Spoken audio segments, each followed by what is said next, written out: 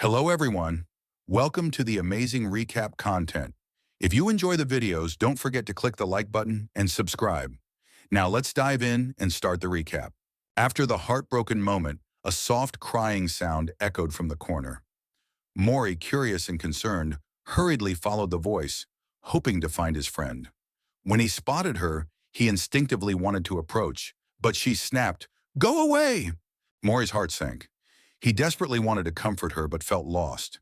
He wandered in circles, trying to think of something, anything that might help. Then an idea struck him. He pulled out a cookie and offered it to her. She looked up, confusion etched on her face, as she watched him with a small smirk. "But these are all your prized possessions," she sniffled. Maury simply smiled, the cookie in hand, and when she finally took it, she exhaled deeply. "It's been way more than 100 nights, actually.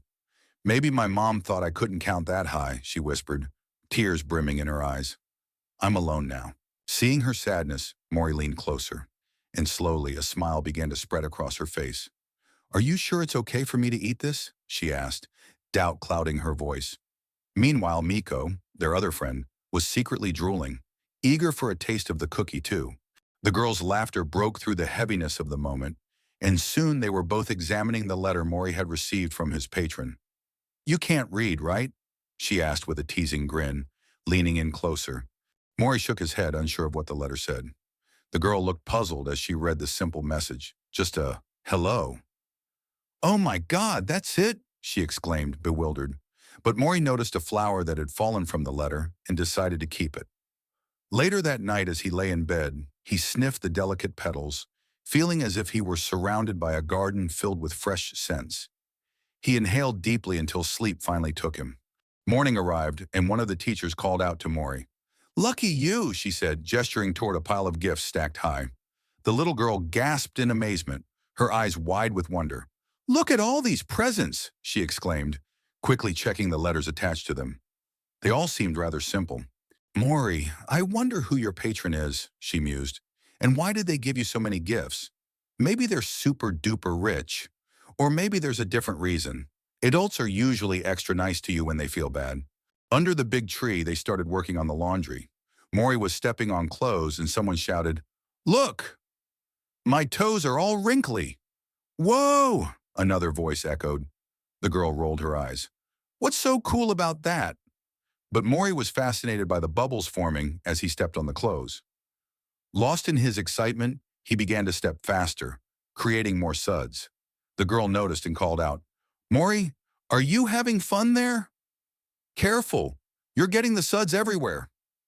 Laughter filled the air as they all enjoyed the moment, their worries pushed aside for a while, and friendship blossomed under the warm sun. In the quiet of the orphanage, a girl named Rowena heard something calling her name. She looked around, confused, until a familiar voice rang out clearly, "Rowena!" With a wide smile spreading across her face, she dashed toward the sound, her heart swelling with joy as she wrapped her arms around her mother. "Mom!" Rowena exclaimed, tears glistening in her eyes. Meanwhile, not too far away, a little boy named Maury watched the scene unfold. He observed Rowena, her mother, and the warmth of their reunion with a mix of emotions swirling within him. After a heartfelt conversation between Rowena and her mother, they prepared to leave the orphanage. Rowena turned to Maury, her face serious yet caring. "So long, Maury. Remember to chew your food before you swallow, okay?" she said, a playful grin creeping back onto her face. Maury nodded in response, a small gesture that showed he understood. Rowena handed him a pair of boots and a bag, saying, "Here, I want you to have these. Now you won't have to walk around barefoot anymore." Tears brimmed in Rowena's eyes again, but she fought them back as she hugged Maury tightly. "Oh, Maury," she whispered, "I hope you get everything you want." Maury smiled softly, resting his head against Rowena, feeling the warmth of their friendship. As the morning sun brightened the day, Rowena waved goodbye to Maury and the other children, her heart both heavy and hopeful. After they left, Maury decided to return to the hill nearby, a place that brought him comfort. He felt the absence of his dear friend keenly, but strangely, he didn't feel entirely lonely. Instead, he took out the letter Rowena had given him, a cozy, warm cape that felt like sunshine, along with colorful crayons and a talking doll that filled his days with joy. He inhaled deeply, the scent of the letters reminding him of wildflowers. He recalled Rowena's words, her curiosity about his patron. I wonder who your patron is and why they give you so many presents. Maybe they're super duper rich. Her joy when hugging her mother replayed in his mind, bringing a smile to his face. With bright eyes, Mori began to wonder about his own patron. Could it be his mother? Feeling a spark of determination, Mori decided it was time to drift off to dreamland. He carefully packed all his belongings into the bag Rowena had given him. Taking one last glance at the orphanage, his eyes wide with wonder, he whispered a soft goodbye to the place that had been his home for so long. As he turned away, the distance between him and the orphanage felt both daunting and full of promise.